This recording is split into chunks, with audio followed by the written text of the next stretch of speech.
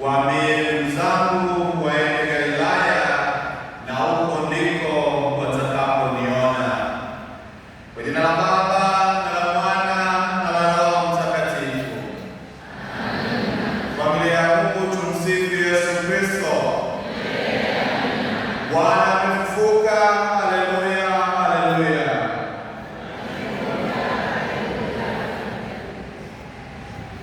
Ni usiku mtakatifu, ni mkesha mtakatifu tunapoadhimisha kufufuka kwake Bwana wetu Yesu Kristo. Swali la msingi la kujiuliza, je, ni kweli kwamba Yesu alifufuka? Na alifufuka lini?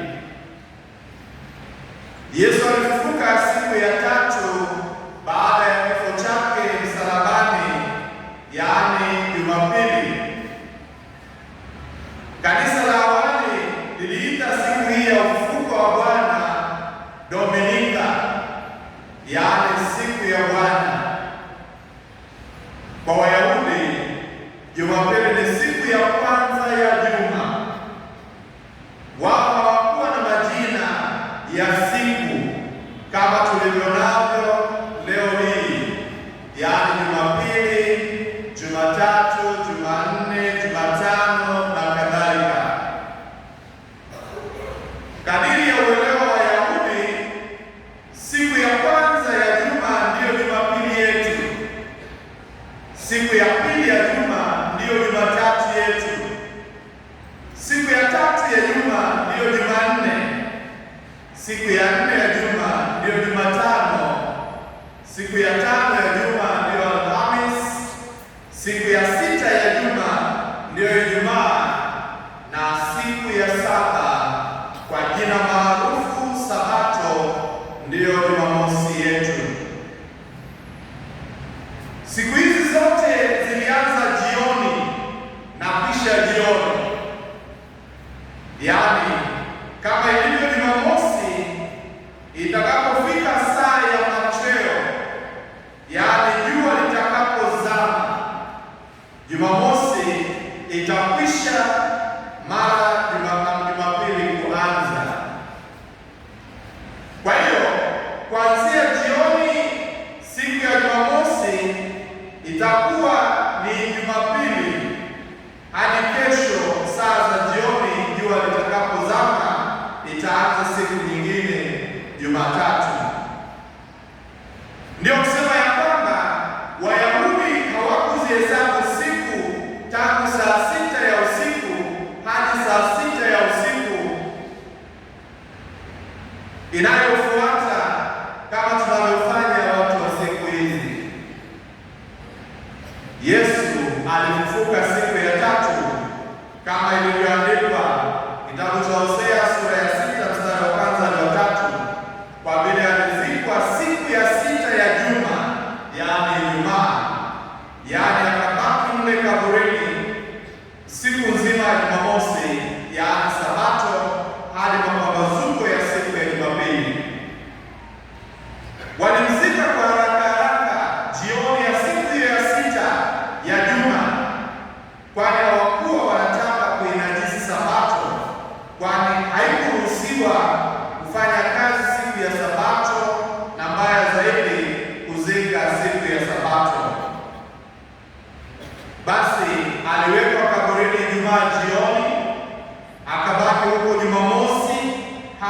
asubuhi Jumapili. Siku hizi ni siku tatu: Ijumaa, Jumamosi na Jumapili.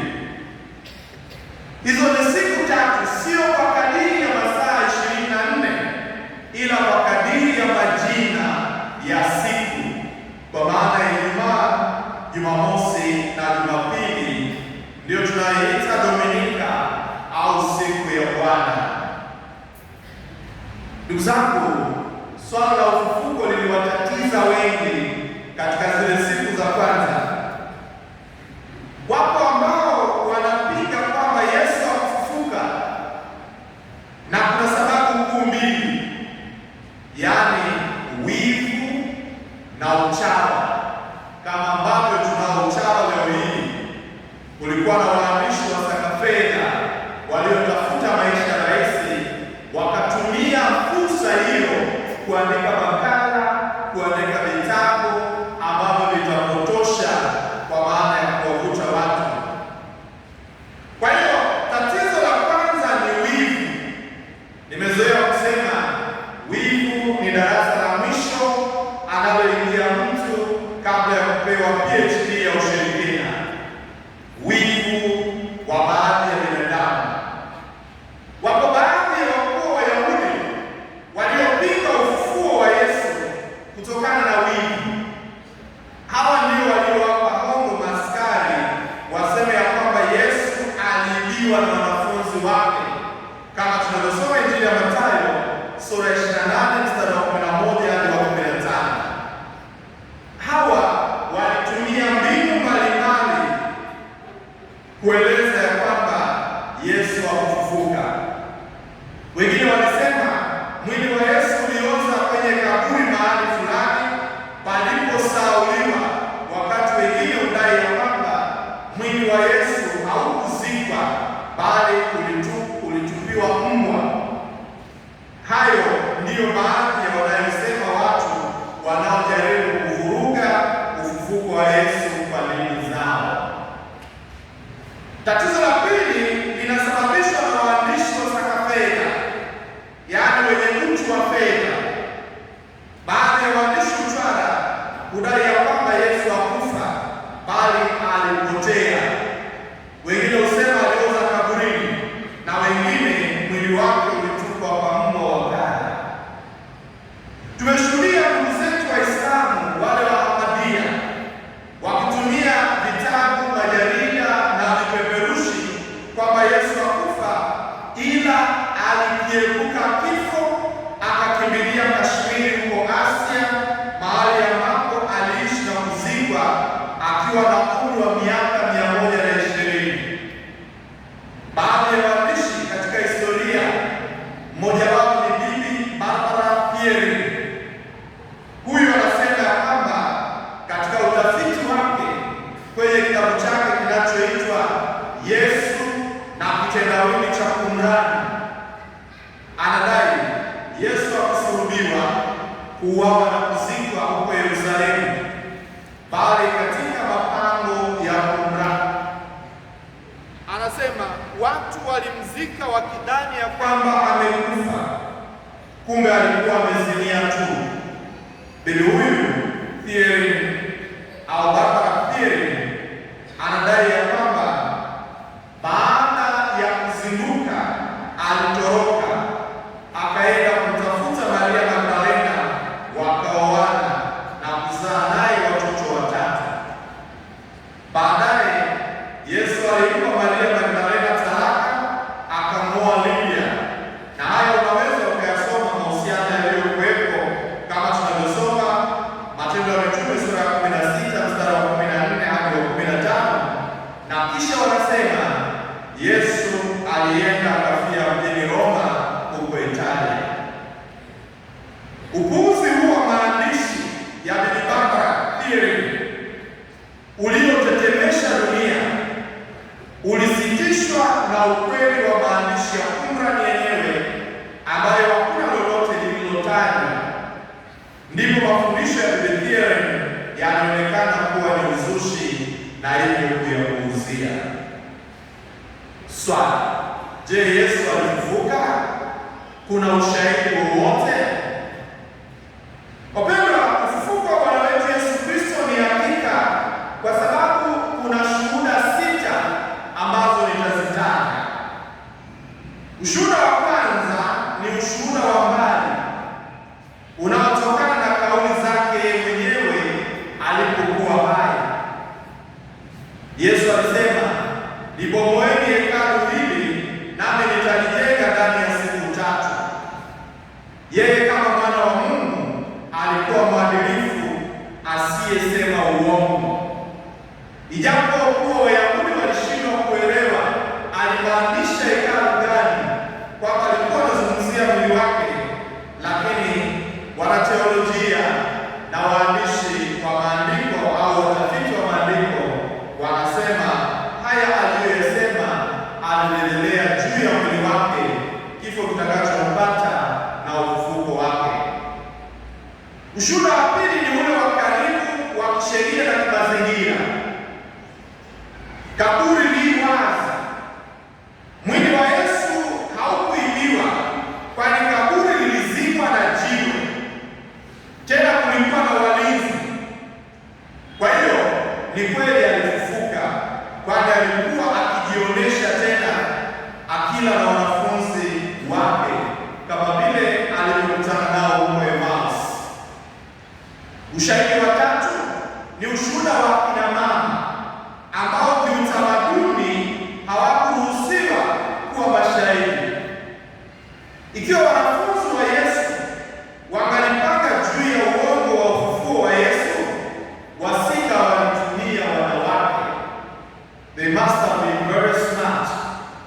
Wale waliodhani ni dhaifu, akina mama, wasika alitumika kama ushuhuda wa ufufuko. Hawa ndio waliopewa zawadi kubwa ya ushuhuda wa ufufuo wa Bwana Yesu Kristo.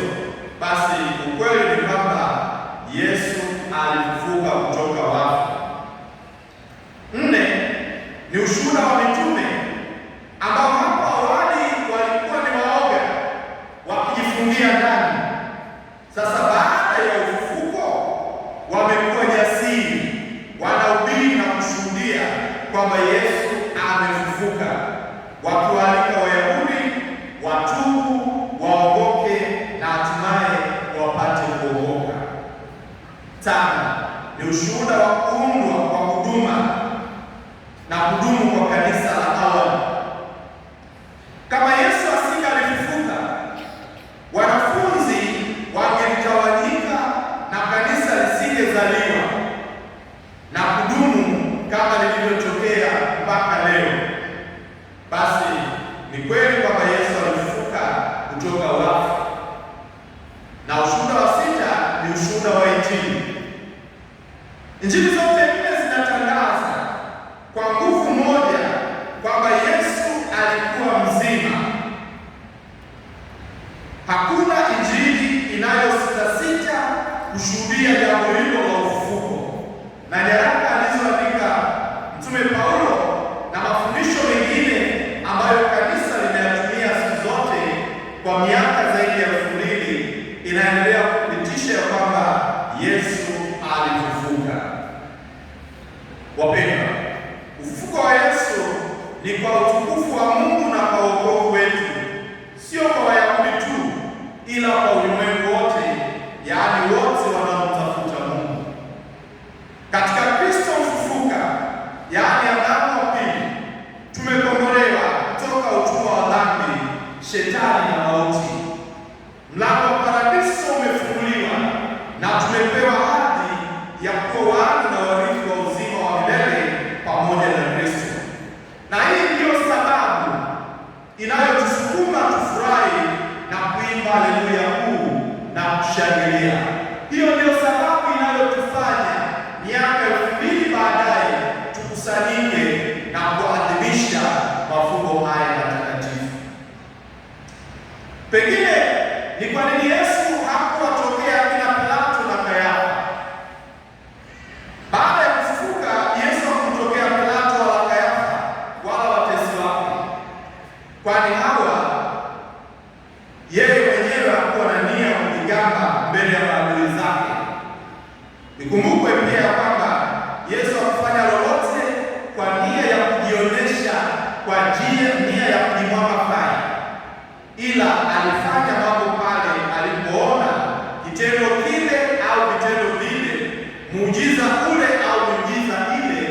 itachochea imani kati ya walioshuhudia tukio au matukio yake.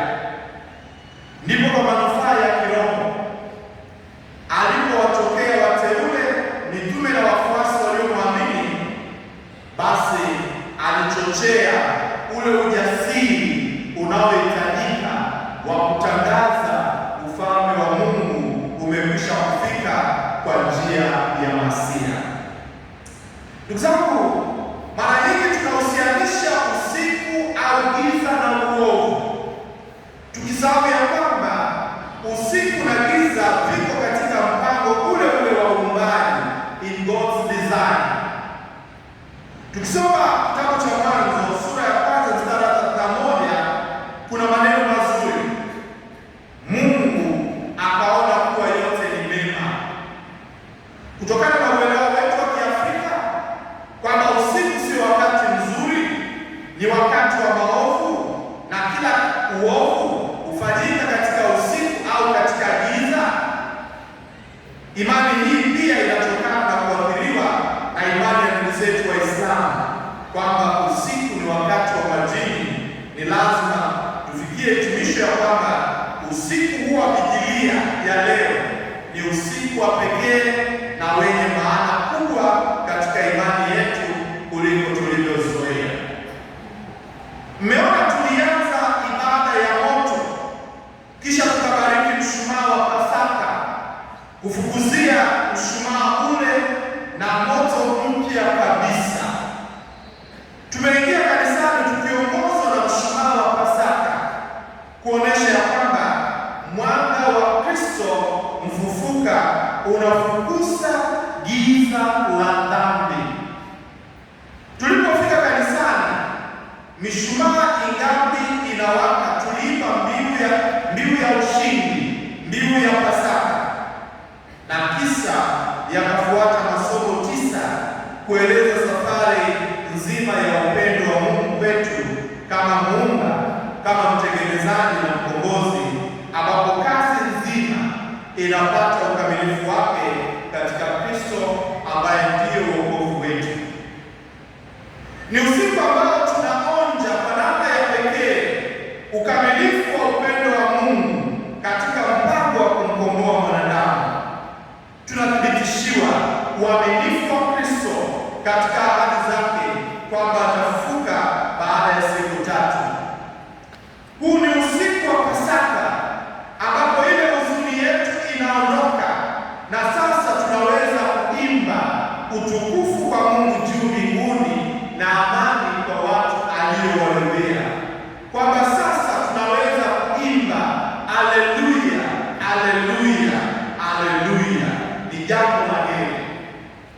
Usiku huu ni wa pekee katika usiku wote ule, kwa sababu huu ni usiku wa ushindi, ni usiku wa uhuru kutoka utumwa wa dhambi na Shetani. Ni usiku unaoeleza kilele cha historia yetu ya wokovu. Njia iliyorahisisha kuelewa na kueleza tukio hili la usiku huu ni kutafakari kwa kina juu ya ujumbe ambao tumeusikia katika ile mbiu ya Pasaka. Huu ndio usiku ambao nguzo ya moto iliangamiza giza la dhambi. Huu ni usiku ambapo wale wenye kumsadiki Kristo wanatengwa na maovu ya dunia na giza la dhambi, wanarudishiwa neema na kuandikwa kwenye kitabu cha utakatifu. Huu ndio usiku ambapo Kristo alikata minyororo ya mauti, akatoka kuzimu kama mshindi, kwa maana kuzaliwa kusingalifaa kitu, tusingalikombolewa. Tumesikia wakati mbiu inaimbwa kwamba kuzaliwa kwetu kusingalikuwa na maana kama tusingalikombolewa, na ndiyo maana Yesu aliachilia umungu wake, akawa mwanadamu, akawa mtumishi, akawa mtumwa, ili aweze kutunyanyua, kutuinua na kuturudishia hadhi ya kuwa wana wa Mungu, sisi ambao tuliumbwa kwa sura na mfano wa Mungu. Ndugu zangu, wiki kadhaa zilizopita tulianza kile kilichoonekana ni safari ya huzuni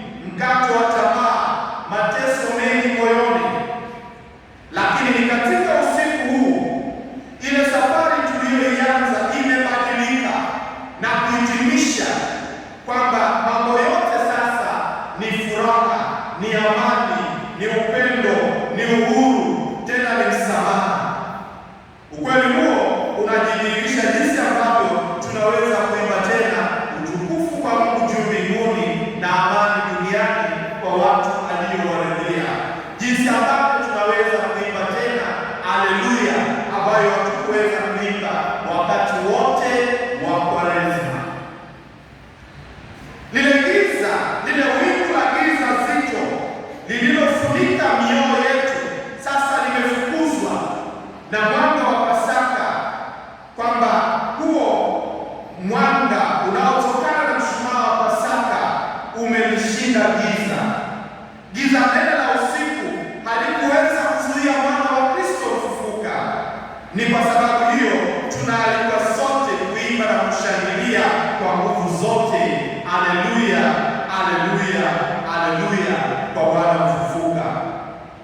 Ndugu zangu, ni katika hilo tunakumbuka ya kwamba Kristo ni mwaminifu. Yale aliyoahidi ya kwamba nitafufuka siku ya tatu ameyakamilisha. Kwa hiyo sisi sote tunaalikwa kuambatana na Kristo ambaye ni jemedari asiyejua kushindwa. Vita dhidi ya dhambi na shetani vimeisha. Yeye ni mshindi, yeye ni Bwana na Mwokozi wetu wa watu wote wanaomsadiki. Kwa ufufuko wake katika Biblia hii ya Pasaka, Yesu anatoa ujumbe huu muhimu sana.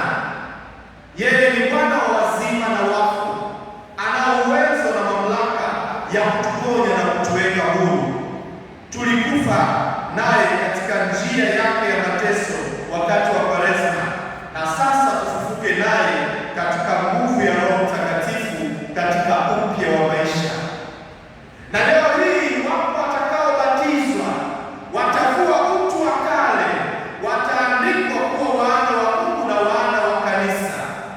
Tunaalikwa wote kuwaombea ili neema hiyo watakayoipata waweze kudumu nayo milele, waweze kuwa kweli ni wana wa Mungu na wana wa kanisa. Ndugu zangu, sababu nyingine inayotufanya tufurahi ni kwamba ile nguvu iliyomfufua Yesu kutoka wafu ni uwezo huo huo utakaotuwezesha sisi kufufuka kutoka katika giza na maandaki ya dhambi, kutuweka huru kutoka minyororo ya dhambi na utumwa wa shetani. Usiku huu, ndugu zangu, Roho Mtakatifu ataiweka miili yetu huru katika udhaifu na unyonge wake, kama tunavyosoma kitabu cha Warumi sura ya 8 mstari wa 11 hadi wa 12. Usiku huu unafungua ukurasa mpya kwa wale wanaoamini, wale wanaomsadiki Kristo, kwani Yesu wa historia, yule aliyeteseka, yule aliyelia, yule aliyesulubiwa, aliyekufa na kuzikwa, sasa ni Bwana wa utukufu asiyeweza kufa tena. Yeye ni Masia, yeye ni Bwana na Mwokozi wetu. Yeye ndiye atakayemwambia kila aliyemwamini na kumsadiki, njoo uliyebarikiwa na Baba yangu, uingie katika uzima wa milele. Mliosoma kitabu changu cha Huruma ya Mungu nimeeleza pale kwamba mwanadamu anazo sifa 6. Tumeumbwa kwa sura na mfano wa Mungu. Tumeumbwa kwa malengo kama tunavyosoma kitabu cha Yeremia sura ya 1 mstari wa 5. Tumenunuliwa sio kwa dhahabu au fedha, vitu vinavyoharibika, bali kwa damu ya Kristo, katika fumbo lile la Pasaka ambalo tunaadhimisha sasa, kwamba sisi ni hekalu la Roho Mtakatifu na kila unayekutana naye ni ufunuo wa Mungu, kwa kuwa Yesu anasema, kadiri ulivyomtendea mmoja ya hao walio wadogo, ulinitendea mimi. Na mwisho wa yote, kila mmoja wetu ni mrithi na mnaoweza wa uzima wa milele pamoja na Kristo. Na ndiyo maana ujumbe ambao Kristo anatupatia kuanzia sasa kama maandalizi ya kupaa kwake mbinguni, na paa mbinguni kwa Baba yangu na Baba yenu, kuandalieni makao, ili pale mimi nilipo nanyi mpate kuwapo. Ni katika mantiki hiyo kwamba Kristo mfufuka ni utukufu kushangilia. Ndiyo sababu usiku huu ni wa pekee kabisa. Ninawapongezeni kwa kutenga muda huu kuja kusherehekea mambo haya. Tunasherehekea uhuru wetu, tunasherehekea utukufu wa Mungu. Ni mwaliko kwamba tuungane na mitume, tuungane na kanisa na kushuhudia ya kwamba tumeuona utukufu wa Kristo aliyefufuka, kwamba Kristo ni tumaini letu. Tena kama mitume tunao wajibu mmoja tu, kwamba sisi tu mashuhuda wa ufufuko. Tumekula na tumekunywa naye baada ya ufufuko wake kutoka wafu. Tangu sasa hatupasi kumtafuta Kristo katika wafu, hatupasi kumtafuta Kristo makaburini, kwani hayuko huko tena. Panieni yaliyo juu aliko Kristo. Mwendo wetu ni mmoja, ni kuitafuta mbingu, kwa sababu yeye anatuambia, nakaa mbinguni kwa Baba yangu na Baba yenu, kuandalieni makao, ili pale mimi niliko nanyi mpate kuwapo. Tumtafute Kristo kati ya walio hai, tuendee mwanga, ili giza la dhambi lisitawale tena mioyo yetu. Tubandukane na kila uovu, tusirudie tena matapishi ya dhambi kama nguruwe ambayo kisha kumwogesha anaweza kurudi kwenye lile tope. Uvueni utu wa kale na kuvishwa utu mpya wa utukufu, utu mpya wa utakatifu na kuwa wateule wa Mungu. Kumbukeni thamani kubwa ambayo mlinunuliwa kwayo kwa damu ya Kristo katika fungo la Pasaka. Panieni tangu sasa vitu vya thamani na wekeni hazina yenu mbinguni pale alipo Kristo. Mtume Paulo anasisitiza ya kwamba kwa kuwa mmerudishiwa maisha ya uzima katika Kristo, tafuteni mambo ya mbinguni pale alipo Kristo. Msihangaike na dunia hii, na kama tunahangaika na mambo ya dunia hii, tuyatumie hayo kama daraja, kama ngazi kwa ajili ya yale ya mbinguni. Ndugu zangu, katika usiku huu mtakatifu tuombeane, wale walioko hapa na wale wasiokuwapo. Tuiombee nchi yetu amani, furaha na upendo wa kweli, ili sisi sote tuweze kuimba na kushangilia upendo wa Mungu, huruma ya Mungu, msamaha wa Mungu na amani ya Mungu kwa kila mmoja wetu. Ninawaombea nyote katika kilindi cha moyo wangu, mpokee zawadi hii ya utajiri wa upendo wa Mungu na amani ya Mungu kwa kila anayemwamini Kristo. Huisheni Pasaka ya Kristo katika maisha yenu binafsi, mkapate kuokoka na hatimaye kuokoka. Kuweni watu wa shukrani daima, mashuhuda wa upendo wa Mungu katika kuenenda kwenu.